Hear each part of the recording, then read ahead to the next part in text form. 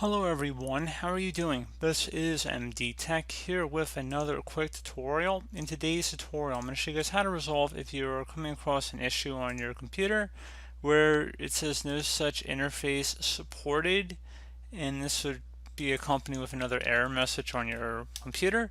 So generally speaking, this could be caused by a Windows Explorer issue or perhaps a missing DLL file. So in today's tutorial, I'm going to show you guys how to hopefully resolve this without too much of a hassle. And we're going to go ahead and jump straight into it. And we're going to begin by opening up the Start menu, type in CMD.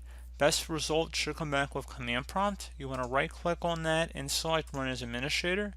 If you receive a user account control prompt, select yes. And now I'm going to have a few commands in the description of the video. You want to copy each one at a time. First one starts with registry.SystemRoot Well, they all actually start with that. There's 3 commands, so you can kind of see where each one starts and ends. So we're just going to go ahead and copy it from my description. So highlight over it, right click on it, copy, or do the Control-C combination on your keyboard, whatever you prefer.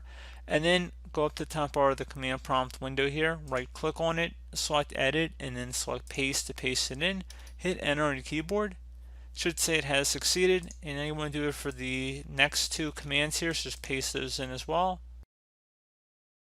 And then you're going to do the third one. Hit enter. It should say succeeded as well.